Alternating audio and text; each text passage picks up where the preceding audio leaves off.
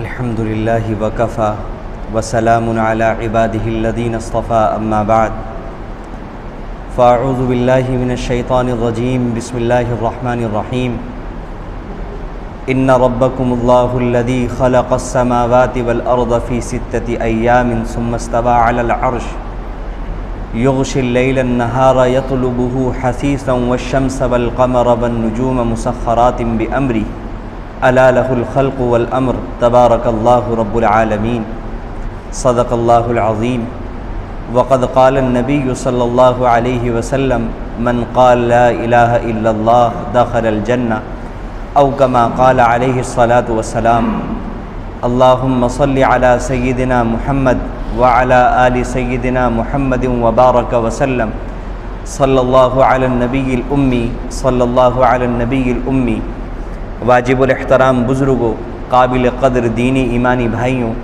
اور بہت ہی عزت و احترام کے مستحق دور بیٹھی سن رہی عزیز ماں اور بہنوں، گزشتہ ہفتے میں نے آپ حضرات کے سامنے اس بات کو بیان کیا تھا کہ ہم مسلمان جو صرف ایک معبود مانتے ہیں اس کے عقلی دلائل کیا کیا ہیں، اور اس سلسلے میں چند باتیں ہمارے سامنے آئی تھیں، اور بنیادی طور پر اخیر میں یہ بات آئی تھی کہ اللہ تعالیٰ کی پہچان کے سلسلے میں اللہ رب العزت نے 2 باتیں بیان کی ہیں بنیادی طور پر۔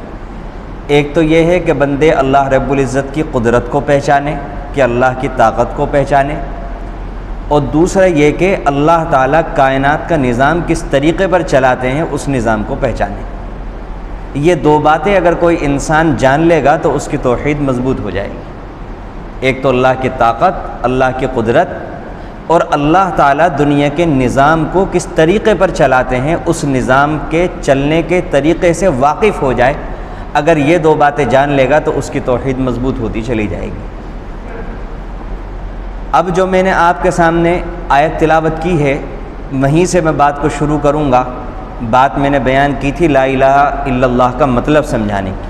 اللہ تعالیٰ فرماتے ہیں ان ربکم اللہ، یقیناً تمہارا پروردگار اللہ ہے۔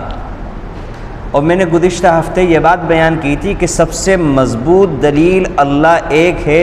قرآن یہ بیان کرتا ہے کہ کائنات کو پیدا کرنے والا، پیدا کرنے کے بعد کائنات کا نظام چلانے والا ایک ہے۔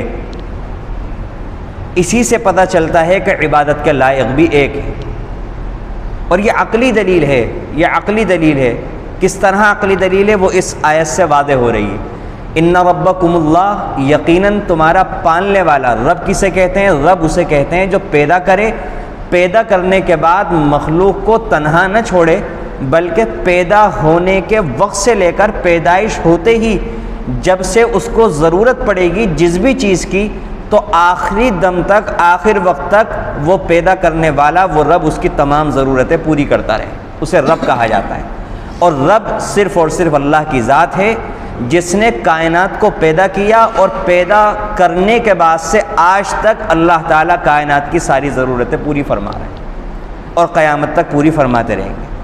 یقیناً تمہارا پروردگار اللہ ہے، الذی خلق السماوات والارض، جس نے تمام آسمانوں کو اور تمام زمینوں کو 6 دن میں پیدا کی۔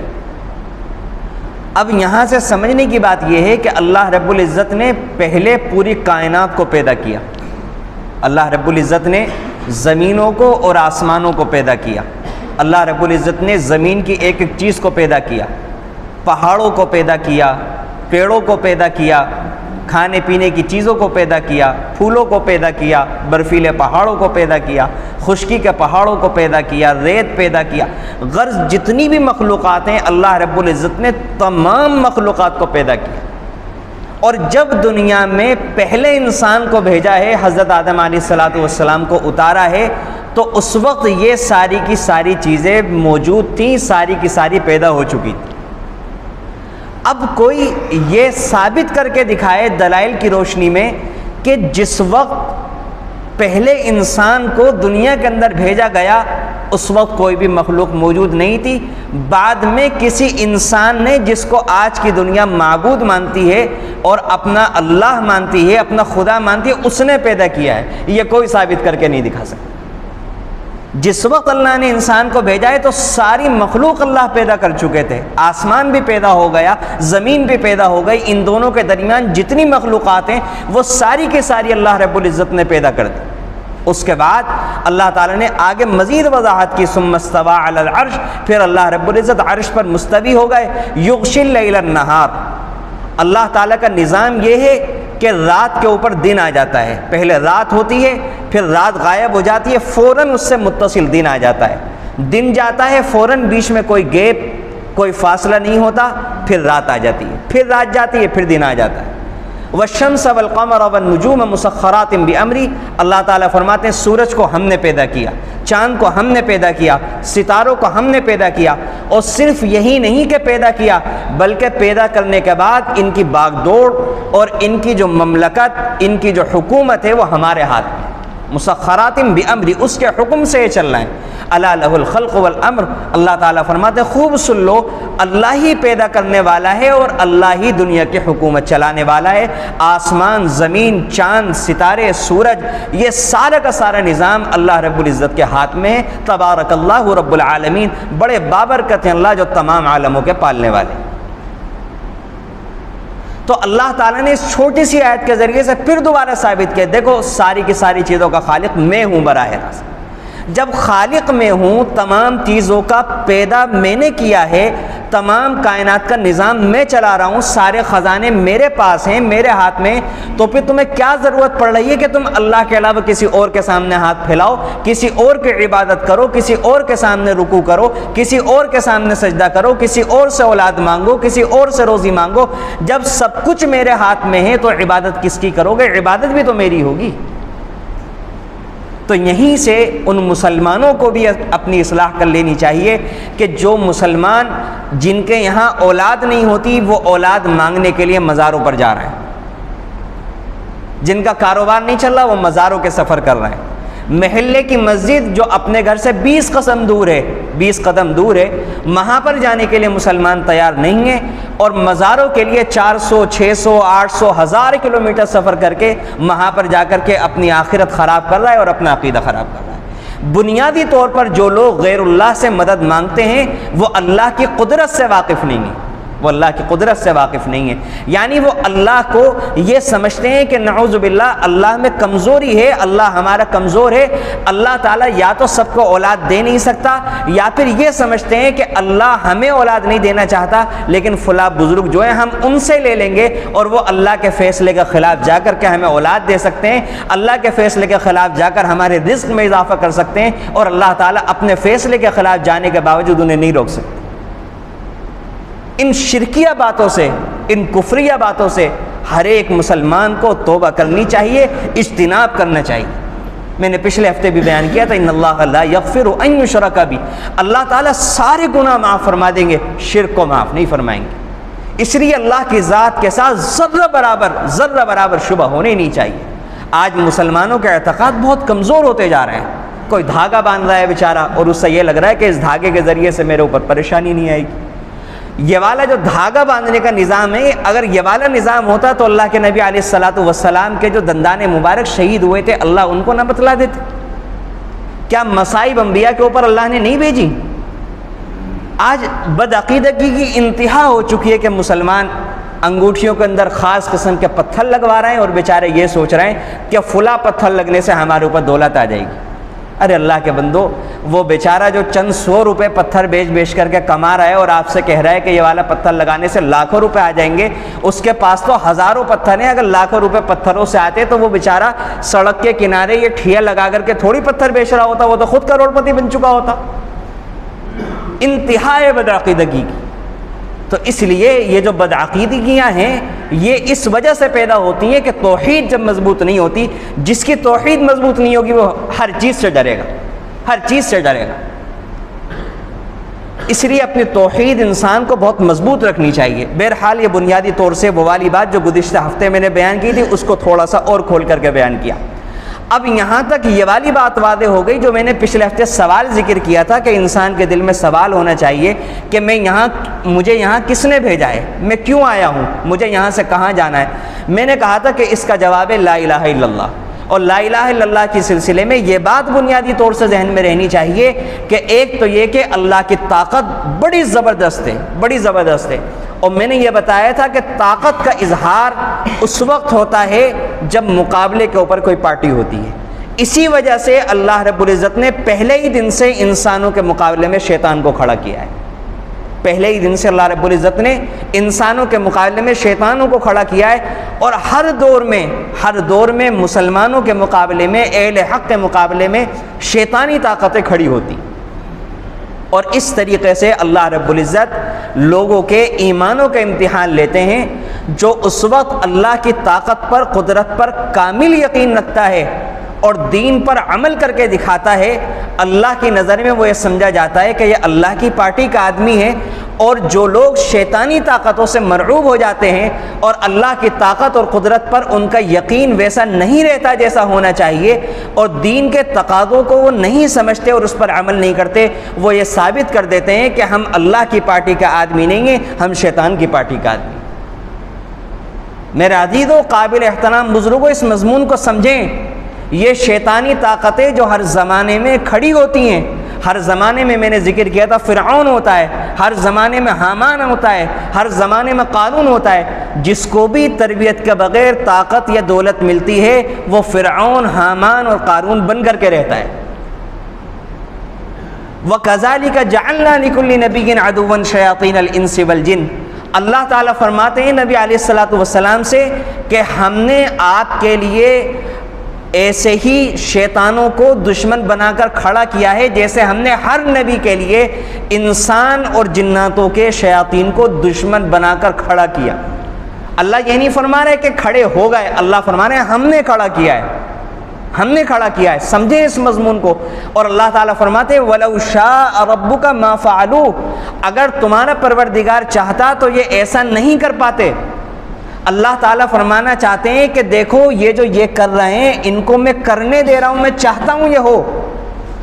اس مضمون کو سامنے رکھ کر کے سمجھیں کہ اس زمانے میں اللہ نے جن کو حکمرانی دی ہوئی ہے، جنہیں طاقتیں دی ہوئی ہیں، وہ جو طاقتوں کا استعمال کر رہے ہیں یہ اللہ کے حکم سے کر رہے ہیں۔ اللہ چاہتا ہے کہ اس وقت انہیں ان کی حکومت کا، ان کی طاقت کا استعمال کرنے دے، تاکہ اس کے ذریعے سے اللہ رب العزت لوگوں کے ایمان کا جائزہ لے کہ کون استقامت کے ساتھ دین پر جمتا ہے اور کون ڈھیل پن سے کام لیتا ہے اور غیر اللہ سے مرعوب ہو جاتا ہے اور فیل ہو جاتا ہے۔ یہ ہمارے سامنے امتحان ہے کہ ہم امتحان کے اندر پاس ہو رہے ہیں یا امتحان کے اندر ہم فیل ہو رہے ہیں۔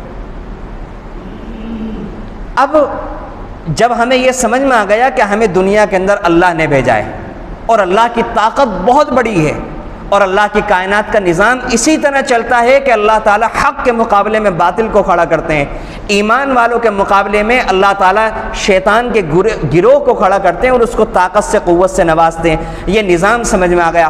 اب سوال یہ پیدا ہوتا ہے کہ اب ہم کیا کریں؟ سوال پیدا ہوتا ہے کہ اب ہم کیا کریں؟ اسی کا جواب ہے محمد الرسول اللہ۔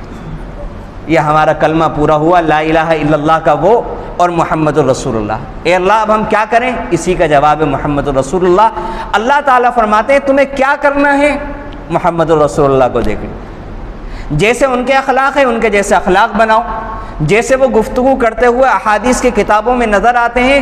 صحابہ کرام نے ایک ایک منظر کشی کی ہے۔ اللہ کے نبی لقمہ کیسے توڑتے تھے، اللہ کے نبی لقمہ کیسا چباتے تھے، آپ کھانا ٹھنڈا کھاتے تھے گرم کھاتے تھے، آپ بیٹھ کر کھاتے تھے تو بیٹھ کر کس نشست پر کھایا کرتے تھے، ایک ہی نشست پر کھاتے تھے مختلف نشستوں کے اوپر کھایا کرتے تھے، آپ کو کھانا کون سا پسندیدہ تھا، آپ نے کیا کیا کھانے استعمال کیے ہیں، کن جانوروں کا گوشت آپ نے تناول فرمایا ہے، ایک ایک چیز کی تفصیلات ساری کی ساری احادیث کی کتابوں میں موجود ہے۔ کیا کریں؟ اللہ نے جواب دیا محمد الرسول اللہ۔ جناب محمد الرسول اللہ صلی اللہ علیہ وسلم کو دیکھ لو، ان کے دل میں جو غریبوں کے لیے جذبات ہیں وہ جذبات اپناؤ، ان کا جو سخاوت کا مزاج ہے اپنا سخاوت کا مزاج بناؤ، پڑوسیوں کے جو حقوق اور پڑوسیوں کا جو خیال ان کا کرنے کا طریقہ تھا ویسے خیالات ویسا طریقہ اپناؤ، ہر چیز میں جناب محمد الرسول اللہ صلی اللہ علیہ وسلم کو فالو کرو۔ یہ جواب ہے کہ ہم کیا کریں۔ اب سمجھیے پھر آگے میں مضمون بڑھاتا ہوں کہ اللہ تعالیٰ نے لا الہ الا اللہ سمجھانے کے لیے غزوہ بدر کروایا. غزوہ بدر اسلام کی پہلی جنگ ہے، اور اللہ رب العزت نے محمد الرسول اللہ سمجھانے کے لیے غزوہ احد کروایا. وقت مختصر ہے، ذرا توجہ رکھیں اور سمجھیں. غزوہ بدر کا پس منظر کیا تھا؟ اس وقت مشرکین مکہ اس طریقے پر بزنس کیا کرتے تھے کہ عام لوگ پیسے دیا کرتے تھے وہاں کے تاجروں کو، اور وہ تاجر باہر ملکوں سے سامان خرید کر لایا کرتے تھے اور مکے کی منڈی میں بازار میں بیچا کرتے تھے. جتنا پروفٹ ہوا کرتا تھا وہ سارا کا سارا جس کا جتنا مال ہوا کرتا تھا اسی حساب سے پروفٹ ان میں تقسیم کر دیا جاتا تھا. اس طریقے پر سرمایہ کاری چل رہی. اس سال جب غزوہ بدر پیش آیا تو انہوں نے مال اکٹھا کیا اور یہ کہا کہ اس بار جو ہم مال اکٹھا کریں گے اس کا جو پروفٹ ملے گا، اس بار وہ پروفٹ ہم اپنی ذاتی غرضوں کے لیے خرچ نہیں کریں گے، بلکہ وہ سارا کا سارا مال ہم استعمال کریں گے اسلام کے خلاف، اور مسلمانوں سے جنگ کریں گے اور تمام مسلمانوں کو مار کے اسلام کا قصہ ختم کر دیں گے. اب اللہ کے نبی صلی اللہ علیہ وسلم کو جب انہوں نے مشورہ کیا، آپ کو ادھر خبر پہنچ گئی. اور یہاں رک کر میں اپنے عزیز نوجوانوں کو بتاؤں کہ یہ والی خبر آپ کو وحی کے ذریعے سے نہیں بتائی گئی. اللہ کے نبی صلی اللہ علیہ وسلم نے پورا انٹیلیجنس کا جو نظام ہوتا ہے وہ آپ نے پورا قائم کیا ہوا ہے. اگر آپ کو ہر بات وحی کے ذریعے سے بتائی جاتی تو پھر آپ کے جانے کے بعد آپ کی امتی کس طریقے سے حکومت کیا کرتے. اس لیے جناب محمد رسول اللہ صلی اللہ علیہ وسلم کی سیرت کو اس طرح سے بھی دیکھا کریں. آپ کی زندگی میں حکومت چلانے کے طریقے بھی ہیں، اور یہ والی خبر جو آپ کو پتہ چلی تو یہ اس طریقے پر پتہ چلی کہ وہاں بہت سارے مسلمان اپنے اسلام کو چھپائے ہوئے تھے. ان کا کام یہی تھا کہ وہ وہاں کی خبریں اللہ کے نبی صلی اللہ علیہ وسلم کو پہنچا دیا کرتے تھے. آپ کو اپنے ذریعے سے وہ والی خبریں ملی، اور آپ نے ارادہ فرمایا کہ یہ جو مالی نفع ہے، یہ جو تجارتی قافلہ ہے، اس قافلے کو ہم روک لیتے ہیں. اور یہاں پر رک کر میں آپ کو بتاؤں کہ آج بھی دنیا کے ممالک اس اصول کو مانتے ہیں کہ اگر کسی ملک کو یہ بات معلوم ہو جائے کہ فلاں اکنامک ایکٹیویٹی ہمارے خلاف استعمال ہونے والی ہے، تو آج کی دنیا کے ممالک اس حق کو تسلیم کرتے ہیں کہ وہ ملک اس تجارت کو روک سکتا ہے. اللہ کے نبی صلی اللہ علیہ وسلم نے اسی اختیار کا استعمال کرتے ہوئے اس قافلے کو روکنے کے ارادے سے نکلے. لیکن اللہ کے علم میں یہ بات تھی کہ اللہ تعالیٰ یہ چاہتے تھے کہ اب میں یہ دکھاؤں گا لا الہ الا اللہ، اللہ کا نظام، اللہ کی عظمت، اللہ کی قدرت کیا ہوتی. ادھر ان کا بھی نظام بہت تیز تھا، ادھر اللہ کے نبی صلی اللہ علیہ وسلم نکلے 313 صحابہ کو لے کر. آپ کا ارادہ جنگ کا تو تھا نہیں، آپ کا ارادہ تو جنگی قافلے کو روکنے کا تھا. اس لیے نہ یہاں پہ گھوڑے ہیں، نہ یہاں پر اونٹ ہیں، نہ جنگی لباس ہیں، نہ تلوار ہے، کچھ بھی نہیں ہے. لیکن ادھر سے ایک بہت بڑی فوج ہتھیار سے لیس وہ بھیج دی جاتی ہے اللہ کے نبی کے مقابلے کے لیے. ادھر سے تجارتی قافلے کو نکال دیا جاتا ہے اور مقابلہ اللہ کے نبی صلی اللہ علیہ وسلم کا اس سے ہو جاتا ہے. اب یہاں پر پہنچ کر کے 313 نہتے لوگوں کا مقابلہ 1000 لوگوں کی فوج سے جو ہتھیاروں سے لیس ہے، چاق و چوبند ہے، جنگ کے ارادے سے آئی ہوئے، اس سے ہوتا ہے. اب یہاں پر آ کر کے امتحان ہوتا ہے ایمان والوں کا کہ اللہ کی طاقت پر، اللہ کے فیصلے پر کتنا بھروسہ ہے. اب یہاں پر آ کر کے صحابہ کرام کہتے ہیں کہ اللہ اور اس کے رسول کا جو فیصلہ ہوگا ہم وہ کرنے کے لیے راضی ہیں. اب یہاں پر آ کر کے اللہ رب العزت دکھاتے ہیں کہ 313 لوگوں نے اللہ کی طاقت، اللہ کی قدرت پر بھروسہ کیا تو اللہ رب العزت نے اس 1000 کے زبردست لشکر جرار کو شکست سے دوچار کیا. ان کے لوگ مارے گئے اور مسلمان ہر طریقے سے محفوظ بھی رہے اور جنگ مسلمان جیت گئے. یہ اللہ رب العزت نے اس لیے دکھایا کہ اللہ رب العزت دکھانا چاہتے تھے لا الہ الا اللہ کیا ہے، اللہ کی طاقت کیا ہے، اللہ کی قدرت کیا ہے. اور 2 بچے معاذ اور معوذ، 2 بچے بالکل نوجوان، وہ اس وقت کا اتنا بڑا سردار، اتنا بڑا ڈکٹیٹر ابو جہل، ایک صحابی سے پوچھتے ہیں کہ ہمیں یہ بتائیے چچا جان ابو جہل کہاں ہیں؟ بیٹا تم کیا کرو گے ابو جہل کا؟ کہ سنائیں کہ وہ ہمارے نبی کو گالیاں بکتا ہے، ہمارے نبی کا دل دکھاتا ہے. تو انہوں نے بتایا کہ وہ شخص وہ پورا جنگی لباس کے اندر تھا، بس آنکھیں نظر آ رہی. 2 نوجوان پہنچتے ہیں کسی طرح حالانکہ بدلے میں ابو جہل کا بیٹا حضرت اکرمہ رضی اللہ عنہ بعد میں مسلمان ہو گئے تھے، ایک کے وار کرتے ہیں تو ہاتھ ٹوٹ جاتا ہے، ہاتھ کٹ جاتا ہے، اس کے باوجود یہ دونوں لڑکے نوجوان ایک گھوڑے کو نشانہ بناتا ہے، ابو جہل نیچے گرتا ہے تو دوسرا ابو جہل کو نشانہ بنا کر اس کو جہنم رسید کر دیتا ہے۔ اور اللہ کے نبی صلی اللہ علیہ وسلم نے سب بتایا تھا صحابہ کرام کو، دیکھو ابو جہل یہاں گرے گا، امیہ ابن خلف یہاں گرے گا۔ اللہ اکبر، کیا اللہ نے اپنی طاقت دکھائی تھی۔ صحابہ بتاتے ہیں جہاں آپ نے کہا تھا ایک بالش بھی ادھر سے ادھر کوئی نہیں گرا تھا، جہاں آپ نے ایک رات پہلے نشاندہی کی تھی کہ جو جہاں گرے گا وہیں پر سارے کے سارے لوگ گرے۔ یہ ہے اللہ کی طاقت اور قدرت۔ یہ اللہ نے کیوں بتایا؟ یہ اس لیے تاکہ رہتی دنیا تک مثال قائم ہو جائے کہ جو انسان، جو مسلمانوں کی جو بھی جماعت اللہ کے نظام کو سمجھیں گے اور اللہ کی طاقت اور قدرت پر بھروسہ کریں گے تو چاہے وہ تعداد میں کم کیوں نہ ہوں، اللہ رب العزت ان کو کامیابی سے ہمکنار فرما دیں گے۔ آج بھی ہم مسلمان صحیح معنوں میں دین پر عمل کرنے والے بنے، اللہ کی طاقت، عظمت، قدرت کو جاننے والے، اس کا یقین رکھنے والے بنے تو اللہ رب العزت ہمیں بلندیوں کی چوٹی پر آج بھی پہنچانے کے لیے تیار ہیں۔ کمی ہماری طرف سے، اللہ کی طرف سے کمی نہیں۔ اب غزوہ احد کا موقع آیا، سارے کے سارے لوگ مکے کے لوگ، کیونکہ غزوہ بدر کے اندر انہیں چوٹ لگی ہوئی تھی، نقصان پہنچا ہوا تھا، انہوں نے آس پاس کے قبائل کو ملایا اور اپنے زعم اور اپنے ارادے کے مطابق مسلمانوں کا یہ سوچا کہ اس بار کام تمامی کر کے لوٹیں گے، مدینے کے اوپر چڑھائی کرنے کے لیے آ گئے۔ مشورہ یہ ہوا صحابہ کرام سے، اللہ کے نبی صلی اللہ علیہ وسلم کے سب کا مشورے سے طے ہوا کہ باہر جا کر کے ہم مقابلہ کریں گے۔ آپ بہت سوچ سمجھ کر کے جنگی پوزیشن اختیار کیا کرتے تھے۔ آپ نے یہ طے کیا کہ ہماری پشت پر پیچھے کی طرف تو پہاڑ ہوں گے اور آگے کی طرف سے ہم جنگ لڑیں گے، وہاں پر سامنے کفار ہوں گے، ان سے ہماری جنگ ہوگی۔ لیکن پیچھے آپ نے دیکھا کہ دو پہاڑیوں کے درمیان جو حضرات مدینہ منورہ تشریف لے گئے ہیں، اللہ تعالیٰ سب کو بار بار زیارت کا موقع عطا فرمائے، تو وہ آج بھی دیکھیں گے، حالانکہ اب وہ نیچے ہوتا جا رہا ہے، اب اس کی وہ گہرائی باقی نہیں رہی جو اس زمانے میں تھی، لیکن ابھی تک وہ چیزیں موجود ہیں کہ دو پہاڑوں کے درمیان ایک نالا تھا بہت چوڑا۔ آپ سمجھ گئے کہ اس جگہ سے اگر دشمن نے دیکھ لیا تو یہاں سے وہ لوٹ کر کے ہمیں نقصان پہنچا سکتے ہیں، تو آپ نے 50 صحابہ کو حکم دیا کہ تم وہاں پر اس ٹیلے کے اوپر، جبل رمات کے اوپر تم چڑھ جاؤ اور جب تک میں تمہیں نہ کہوں تم نہ ہٹنا۔ اب وہ صحابہ وہاں پر بیٹھ گئے۔ اللہ کے نبی صلی اللہ علیہ وسلم کی جب مٹ بھیڑ ہوئی تو آپ کے صحابہ نے دفاعی اقدامی ہر پوزیشن پر اس طریقے پر ڈٹ کر مقابلہ کیا کہ تھوڑی دیر میں جنگ کا فیصلہ ہو گیا اور سارے کے سارے لوگ اپنے ہتھیار، اپنے گھوڑے، سب چیزیں چھوڑ کر کے بھاگنے لگے۔ تو اس موقع پر ان صحابہ کرام نے جو جبل رمات پر کھڑے ہوئے تھے، انہوں نے دیکھا جنگ ختم ہو چکی، لوگ تو بھاگ رہے ہیں، تو ہم اپنے ساتھیوں کی، صحابہ کی مدد کریں۔ وہ صحابہ وہ جو ہتھیار وہ چھوڑ کے بھاگ رہے تھے اس کو اٹھا رہے تھے۔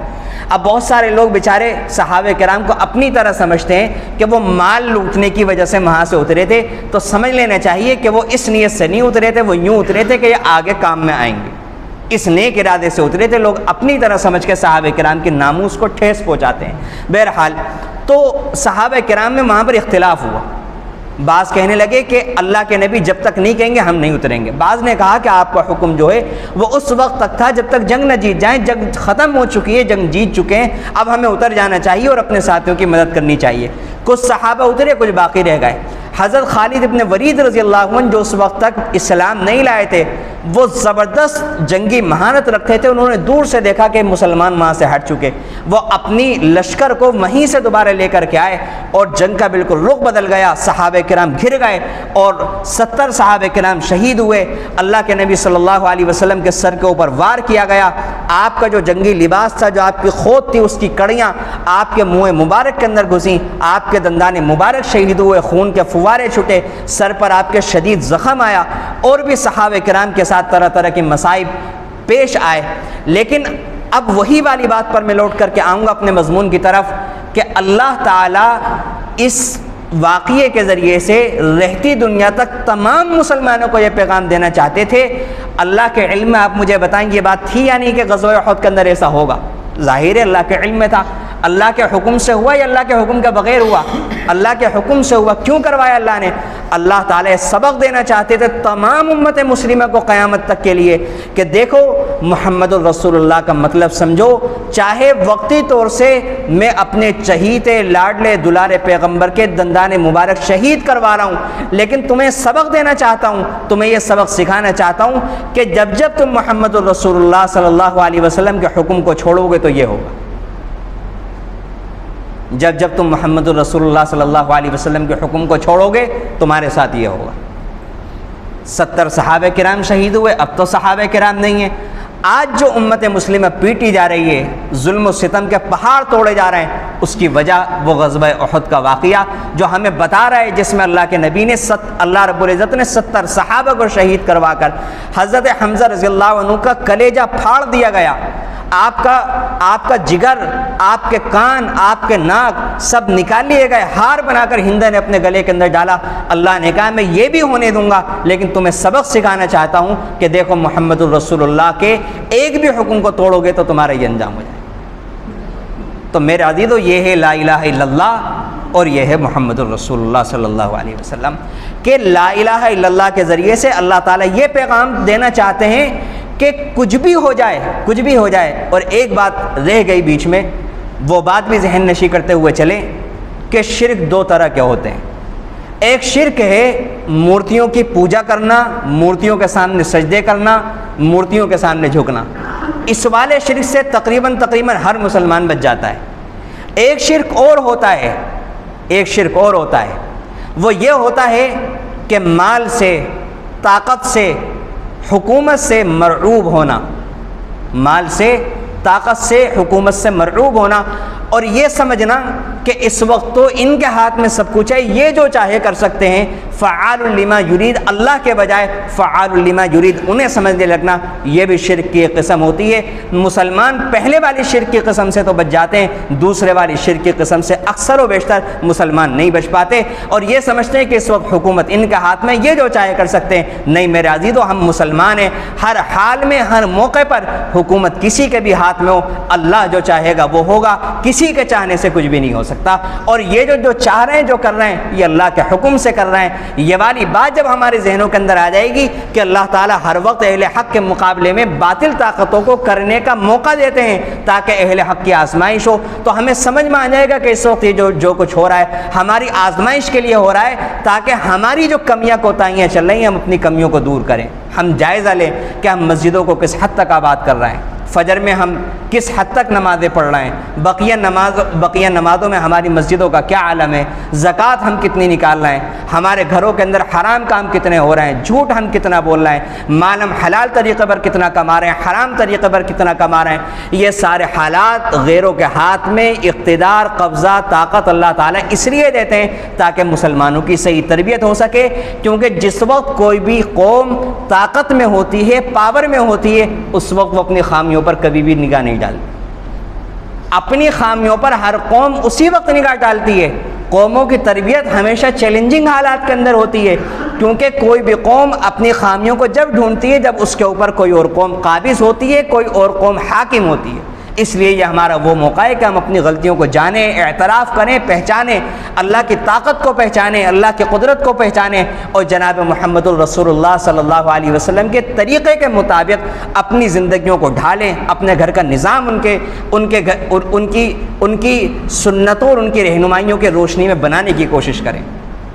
آخر میں ایک بات اور عرض کروں کہ اللہ کے نبی صلی اللہ علیہ وسلم کی جو سوچ تھی بہت مثبت سوچ تھی، اور مجھے بہت شکایت ہوتی ہے اپنے مسلم نوجوانوں سے اور بہت سارے پڑھے لکھے حضرات سے کہ وہ عام طور سے مثبت سوچ کے لیے مثالیں جو دیتے ہیں وہ جناب محمد الرسول اللہ صلی اللہ علیہ وسلم کی نہیں دیتے۔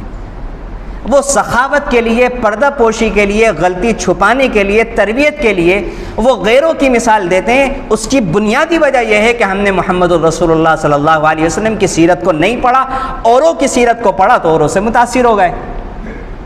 پہلے محمد الرسول اللہ صلی اللہ علیہ وسلم کی سیرت کو پڑھیں، اس کے بعد آپ جانیں کہ دنیا کے کس کے پاس زیادہ معلومات ہیں، کس کے اخلاق زیادہ بہتر ہیں، اور کس کا دل کیسا ہے، کس کے دل کے اندر۔ پہلے محمد الرسول اللہ صلی اللہ علیہ وسلم کو جانیں، پڑھیں، سمجھیں، آپ کی سیرت طیبہ کو پڑھیں، آپ کی ہسٹری پڑھیں۔ تو یہ بات میں عرض کر رہا تھا کہ اللہ کے نبی صلی اللہ علیہ وسلم کی سوچ بہت مثبت تھی، بہت مثبت. بڑے سے بڑے عزم و استقلال کے پہاڑ شخص، بلکہ شخص نہیں پوری جماعت جو عزم و استقلال کی پیکر ہو، پہاڑ ہو، جس کے عزائم نہ ہلتے ہوں اپنی جگہ سے، لیکن اتنے سخت حالات اگر آ جائیں تو بڑی بڑی جماعتوں کے استقلال کے اندر کمی آ جاتی ہے، ان کے ارادے ٹوٹ جاتے ہیں.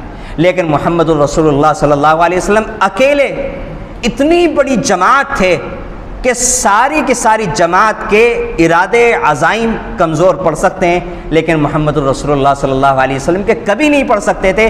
جہاں پر جا کر کوئی بھی اچھی بات وہاں سے اس واقعے سے نہیں نکال سکتی.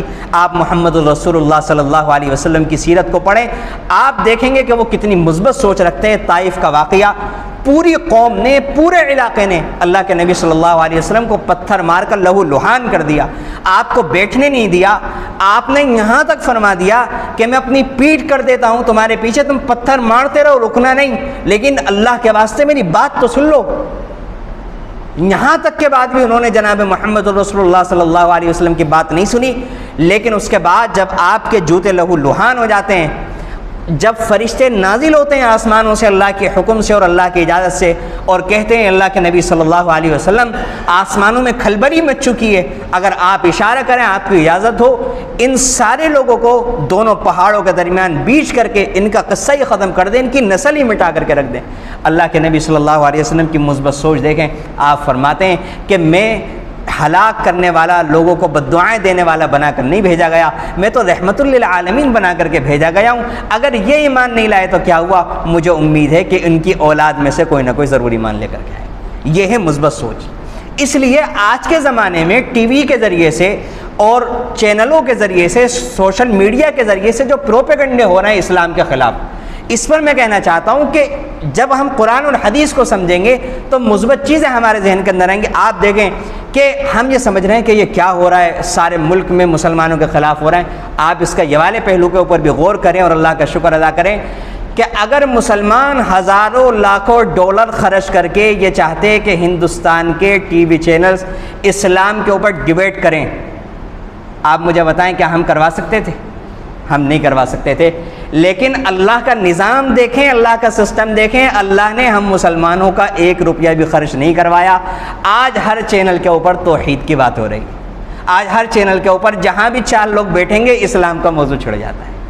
تو اس لیے میرے عزیزو، قابل احترام بزرگوں، اپنی سوچ کو بہت مثبت رکھنا چاہیے. اللہ تعالیٰ کس سے کیا کام دے لیتے ہیں، بیچارہ کوئی سمجھ رہا ہوتا ہے کہ ہم اتنا پیسہ یہ اسلام کے خلاف استعمال کر رہے ہیں، لیکن انہیں پتہ ہی نہیں چلتا اس کا نتیجہ کیا نکل رہا ہے. الحمدللہ اس کا نتیجہ یہ نکل رہا ہے کہ بہت سارے لوگ جو اسلام کو جاننا چاہتے تھے لیکن وہ اپنے خاندانوں کے دباؤ کی وجہ سے، اپنی قوم کی دباؤ کی وجہ سے مسلمانوں کے پاس نہیں جا سکتے تھے، مسلمان علماء کے چینلز نہیں دیکھ سکتے تھے. آج ٹی وی کے ذریعے سے الحمدللہ اسلام کی خوب تبلیغ ہو رہی. اپنے پیسوں کے اوپر غیر قوم الحمدللہ اسلام کی خوب تبلیغ کر رہی ہیں، اور بہت سارے لوگوں کے ذہن صاف ہو رہے ہیں، اور یہی مدعے اٹھنے کی وجہ سے بہت سارے لوگ الحمدللہ اسلام میں داخل ہو رہے ہیں، اور بہت تیزی سے یہ سارے کے سارے کام ہو رہے ہیں. اس لیے بنیادی طور پر میں نے جو بتایا کہ اللہ کے دین کو، اللہ کی طاقت کو، اللہ کی قدرت ہے. اللہ تعالیٰ آسان تکرہوا شیئا وہو خیر لکم. کبھی کبھی اللہ نے فرمایا، مزہ آ جاتا ہے قرآن پڑھ کے، اللہ نے فرمایا کہ ہو سکتا ہے تم کسی چیز کو ناپسند کرو لیکن انجام کے اعتبار سے وہ تمہارے حق میں بہتر. یہ چیزیں بری لگ رہی ہیں لیکن آپ دیکھ لیجئے گا انجام کے اعتبار سے بہتر ثابت ہوں گی. وَعَسَىٰ تُحِبُّوا شَيْئًا وَهُوَ شَرٌّ لَكُمْ. اور ہو سکتا ہے بہت سی چیزوں کو تم پسند کرو لیکن وہ انجام کے اعتبار سے تمہارے حق میں بری ثابت. لیکن مسئلہ بنیادی طور پر یہ آ جاتا ہے کہ آج ہم مسلمان یہ چاہتے ہیں کہ ہمارا مقابلہ نہ تو شیطان الجن سے ہو، نہ تو جناتوں کا شیطان جو ہے اس سے ہو، نہ ہمارے دل میں کوئی برا وسوسہ ڈالے، اور نہ انسانوں کا شیاطین سے ہو، اور ہم بس پھر مزے سے سارے کے سارے کام کرتے رہیں، زنا بھی ہوتے رہیں، عیاشیاں بھی ہوتے رہیں، حرام طریقے پر کام بھی ہوتے رہیں، جھوٹ بھی، ساری کے ساری خرافاتیں ہوتی رہیں، اور پھر ہم جنت میں آسانی کے ساتھ داخل ہو جائیں. تو میرے عزیزو، یہ والا اللہ کا نظام نہیں، یہ اللہ کا نظام نہیں. اس لیے بنیادی طور پر اپنی اصلاح